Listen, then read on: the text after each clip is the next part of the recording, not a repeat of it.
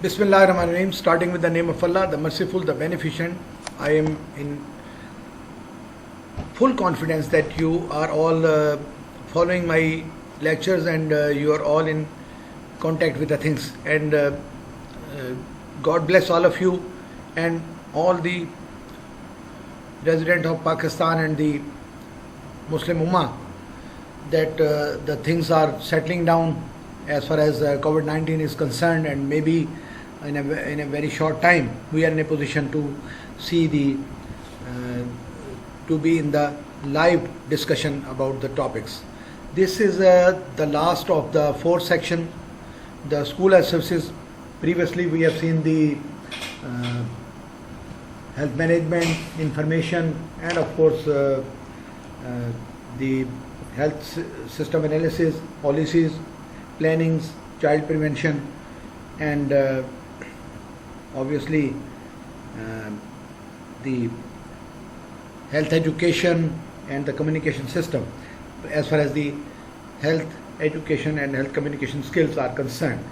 And now finally health school as services. The school as services again is a very much important topic as far as the whole of the health of the whole of the nation is concerned, because the healthy child obviously develops into a healthy man or healthy woman.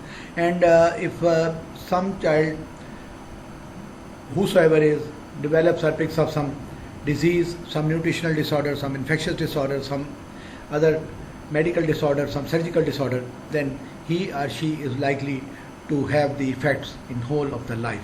And if the school health is maintained, when the children are given good concern at the school health level, then there is every chance that the health of the community will improve. So school health services or the school health topic or the school health discussion is obviously along with what those services are concerned with the objectives and problems. What are our objectives when we install, start, plan school health service, and what are the problems? Obviously, as far as the public level school health services are concerned, they have got different aspects, and as far as the private schools level school health services are concerned, they have different levels. To me, I have been in both the processes. I have been involved in both type of the facilities, school health services as far as the public health is concerned, school health services as far as the private schools are concerned, and I let you know that both are the neglected areas of the society. So first of all, the school health services, what the school health services are. So by definition, this is a branch of preventive medicine which deals with promotion, protection, and maintenance of the health of the school children, primarily in the environment of the school. So this is true that to somebody that the students pass 6 hours, 7 hours, 5 hours or 8 hours in the school, and how this can affect all of them. But I personally believe, and everybody should believe, that the 8 hours, 6 hours or 5 hours are the time of contact of a student with the other students and with the other people. And whenever he or she is in the family, then only he or she is related with the other family members, and that's all. Whosoever is in the family, 5, 6 members of the family, 4 members of the family, 10 members of the family, but remains in those numbers. But whenever somebody is school in the public school, and school is a public school, and public school of the level of some advanced stage, then at least 4,000, 5,000 children are there and maybe in contact with anybody and can pick up any disease, maybe communicable disease of any level, may be transmitted through the school health services. And the second is, when somebody goes to the school and in the academic process, then it is very easy for his teacher, for his colleagues, but particularly for the doctor concerned, to pick up the abnormalities or the physical problems or the mental problems or the psychological problem or the health problems in that child. So see it again, the branch of the preventive medicine, to promote health, to achieve good health, to avoid disease, to keep the disease away, which deals with the promotion, protection, and maintenance of the health of the school children, primarily in the environment of the school. Then is the period of the schooling is the growing age and very much vulnerable age. the sensitive period, the period in which the child can pick up any disease. So in the school, a child has interaction with the other children, and of course is also exposed to certain hazards like accidents and other diseases or other surgical problems, maybe physical harm, maybe accidents, maybe surgical problem leading to physical harm, maybe other social problem, maybe the psychological problem. All those diseases are concerned with the school health. So therefore a student while in the school needs the protection from the hazards.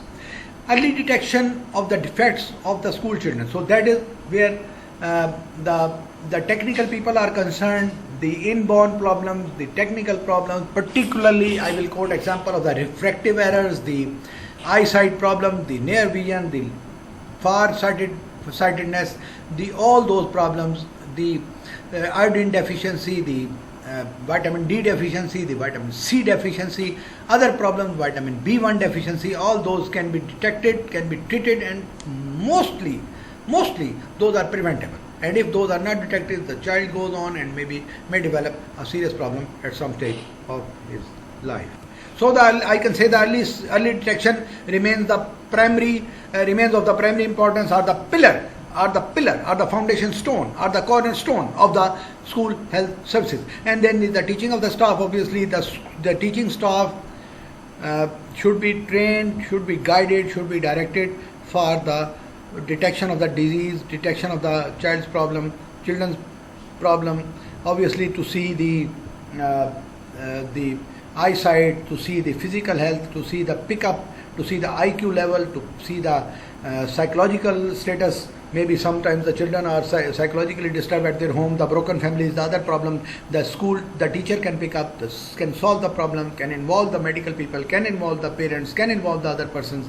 So, and the medical person is involved, the school health services will be of best use to such type of, I can say, non-obvious problems. So the teaching of the staff of the school to detect defects whenever possible. So a follow-up services, obviously the objectives of the school health services. First was the detection, then was the teaching of the staff, now is a follow-up service. When we detect something, we see that child has got refractive error and cannot see the blackboard easily, then we can ask the parents to arrange some glasses for that child, and if when the arrange, we can follow whether the child is comfortable or not, whether the treatment given to the child, any deficiency, any specific deficiency, any disorder, any physical harm, any promotional problem, any psychological problem, any nutritional problem, and when they just solved, we can see that how much help has been provided to the child, and then obviously to prevent and to control. Next step is to prevent and to control the spread of the communicable diseases. That is where we are much concerned. Much of the money has been spent, much of the problem has been seen in the society. We all know that because of the fear of the COVID-19, the schools were closed down and have remained, so far they are closed for the last 3-4 months, and I don't know how much they will remain closed. And that is why, because the communicable disease, if we do not control, we do not prevent the spread, we do not isolate the affected baby, we do not isolate the affected babies, then it is likely to spread, to involve many students of the class, many students of the school, many students of the society. Sometimes there is such an era, such a situation when the students of one school visit the other school. They shake hands, they meet each other. Any communicable problem can be spread. So it needs to be controlled. So to prevent and control the spread of communicable disease. So to protect the children from hazards which may cause injury, disease or disability. Injury, disease or disability. So obviously the school atmosphere, school environment, obviously if those certain I can say certain roundabouts are there, certain ways are there, some sort of steps have been built up. There are other sort of what I can say, the toys are there, certain other sort of the facilities are there which may cause injury, disease or disability. The child may fall from some sort of a, I can say, riser, some sort of a playing area, some sort of facility in the playing area. So we need to be careful with that, and we need to avoid. Same is the case if some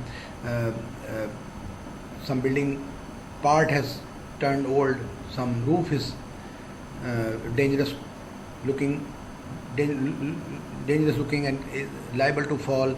We have to prevent. We have to save our children. And same is the case by just educating our children, by just telling them, by guiding them, by giving them the disciplines of the traffic, by giving them the idea of the how the pedestrian crosses the road, by giving them the idea how a boy drives a bicycle, by guiding them, we can save them from, say for example, from any serious sort of injury, serious accident, serious inability or disability. So it is not only the school education which promotes somebody to become doctor or engineer. It is a place where we can produce good human beings. It is a place where we can produce healthy human beings who can work in our factories, who can work in our fields, who can work in our agricultural land, who can work for the development of the scientific research, who can work for the development of the country. So to provide a student, to the students, a healthy environment which ensure them a comfortable sitting arrangement, safe water supply, adequate sanitary facilities and sufficient opportunities for their physical growth. So next step is, obviously after the traffic training, we have to provide the same continuity of the last topic, last subject, the environment. We have to give them a comfortable, healthy environment in which the students are ensured for their comfortable sitting. The sitting arrangement I will tell you in the later part of the lecture. Then is obviously the safe water supply, if they are provided with the water to drink at the school atmosphere, or they bring their own water from the home, or they are provided wine and water, or whatever it is, we have to be careful. Then adequate sanitary facilities, obviously the sanitary facilities, the waste, the tissue waste, the other waste, the canteens, obviously the pantry, the other areas where eating process is going on, the cooking process is going on, and obviously all those things are to be kept neat. The plates, obviously the cups, obviously the other I can say goods which the student uses in the atmosphere of the school should be neat and clean. Those will help improve his health. And if those are dirty, not dry, the crockery is not good enough, the water supply is not good enough, then he or she will pick up the disease from the school. And we are talking of the school health services, so this is otherwise. Rather protecting somebody from the disease, we are providing him somebody, we are promoting somebody's disease. So sufficient opportunities will not be there for the physical growth. Physical growth is only possible in the healthy atmosphere. So once we provide a healthy atmosphere, the child will have a healthy brain. So healthy minds in healthy body. First we have to create a healthy body, then we have to create healthy minds. Otherwise it is just a failure, a sort of a damaging atmosphere in the school, which will not suit anybody. So that we have to be very careful while promoting such type of facilities. So health education for the healthy living. So we are very much clear that first of all we have to create a good, healthy, supportive, clean, hygienically promotable physical environment in the school. Then is the health education. Once we created the atmosphere, and one thing more, the teacher, the medical officer, the nurse, staff nurse, the other people in the medical section, other teachers, other officers, they are the models for the student. And if they do not follow the physical rules, the hygienic rules, they do not follow the environmental rules, they do not follow the I can say the disciplines of the cleanliness, then it is just a vague idea of promoting school services and creating a good human being. It is just a vague idea. Obviously, what I can say, the fruit can be recognized from the origin from where it has been taken. We cannot say that the fruit of Multan can be made with the fruit of Sawat or the fruit of some other areas, northern areas. It has its own taste. So, whatever it is, the teacher, the doctor, they are the first heroes, first models for the student. So they have to follow the things. And then is the, obviously, once we have kept our student in a healthy atmosphere and we are ourselves following the disciplines, then health education for the healthy living will be very much useful to the children. The children will be guided that how many times you need to eat, how you eat, what should be the standard of the clothing, what should be the standard of the water drinking level, what should be the standard of exercise, what should be the standard exercise, what should be the standard way of promoting our health.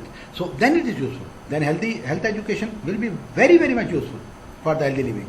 Then is obviously step forward, the school health team. We all know that the school health team consists of a medical officer, a nurse or a lady health visitor, and an attendant made in the charge of 3,000 to 5,000 school children, and those that, to the best of my knowledge, those public schools which carry the strength of this much students have been provided with the medical officers and doctors and the staff who actually the team which maintains their health tries to help them as far as the health of the students is concerned.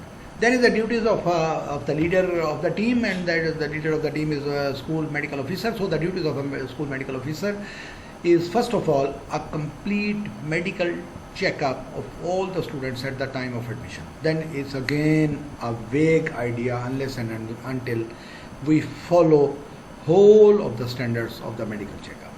But what is routinely happening?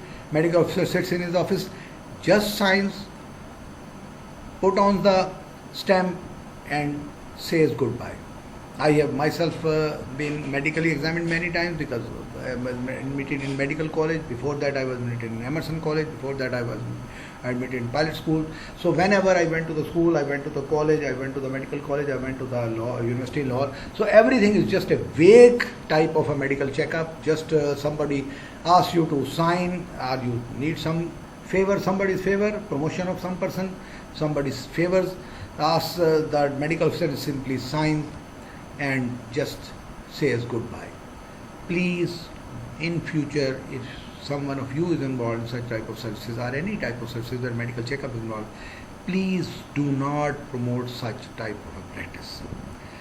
Everybody, whosoever is concerned, whosoever has been called for, who has been subjected for such type of a treatment, such type of a medical checkup, a complete physical and mental and of course psychological and type of a medical checkup is required. And then if some defect has been picked up, some indication is there, some physical sign and symptom is there, then the further probe of the case is needed.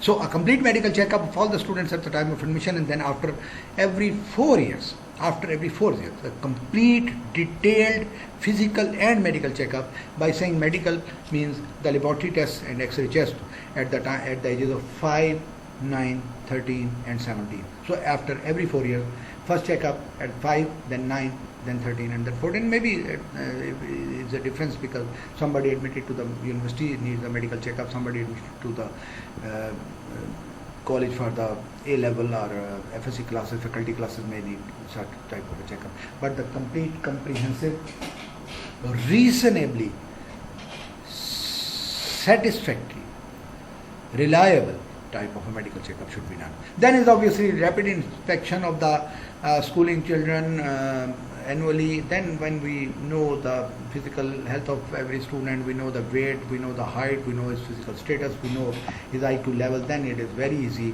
to examine the student every year or to examine anybody who has been admitted for certain course, maybe child, maybe an adult, maybe a pupil, for the checkup, and then we will be in a position to comment upon, because previously we have examined that man or that lady very, very honestly and very much carefully. The treatment of minor ailments and referral for the major diseases, obviously now once we know the student, we have seen now minor treatments, the cough, the sore throat, the urinary problems, the the eye problems, whatever it is, if it is not refractive, only the infection of the conjunctiva, whatever it is, infection of the ear, then those can be treated at the medical officer level. And if it is a serious major illness, then obviously the patient or the baby, the child, the student has to be referred to the higher level of secondary or tertiary level of the health facility. So the treatment of minor illness and referral for the major diseases and the defects is included in the duties of the school medical officer. Then is the arrangement for the immunization against communicable disease. So that is where somebody can work for the betterment of the society. Somebody can work for the betterment of the community. Even if some child has not been vaccinated, fully vaccinated, I mean to say, some child has not been fully vaccinated for any disease, then he or she can be vaccinated. He can be immunized for certain disease. So the arrangement can be made. The immunization, the vaccine of all 10 diseases, all those 10 vaccines for those diseases which have been included in the scheduled immunization should be available in the school, or the arrangement can be made. The people from the district health authority will visit and will immunize the children. And obviously, along with that, if there is any sort of a epidemic or pandemic or whatever it is, as it was COVID-19 or something else, or so far obviously we all know the immunization or the vaccine for the COVID-19 has not been available, but it's available for hepatitis C or for others, then obviously the arrangement can be made for immunization of the children. But just considering that those are our own children, we have to keep them out of the diseases, away from the disease. We have to immunize them. We convince their parents. We have meetings with the patient, with the parents, with the meeting with the teacher. Then we can see how many children they have not been following the plan for the, say for example, for the polio vaccination. If their age is less than 5 years, obviously in the playgroup and in the class 1 or in the nursery, some of the children they are below 5 years, so they have to be vaccinated. So arrangement for the immunization against the communicable diseases, then is a detection, treatment and control. Detection, treatment, control and prevention of the communicable diseases. This is very, very much important area.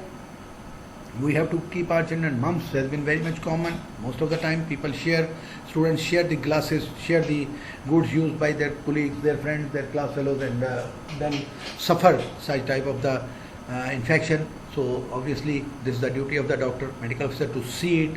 Such times, sometimes the student has to bring their own glasses from their homes whenever the season comes, whenever the epidemic comes, or sort of I can say anything like rare cases comes, but still we have to see, we have to detect, we have to treat, and if not possible, we can refer and then control and to prevent the communicable disease. Then is the health education to the teachers. Obviously, the teachers are first to be educated for the healthcare levels. Primary healthcare teaching has to be given. They have to be asked that they convince their children for the vaccination. They have to be trained, or say for example the message has to be conveyed. They have to be educated to, say for example, to I can say to convince their children for vaccination. Then is obviously the once we have educated our teachers, then we are in a comfortable position to recognize the common ailments, the common defects. I've already told you the refractive errors, the simple ailments, say for example, mumps has been very much common. If we educate our teachers to see the parotid gland area and tell them that this can be mumps and it's a very, very much highly communicable, contagious type of a disease, and of course defects, then we are in a very, very good position to prevent the communicable diseases and to save our children. And of course, general hygiene of the school environment. I've already told you we have to maintain our environmental hygiene in the school, which will help our students to gain good health.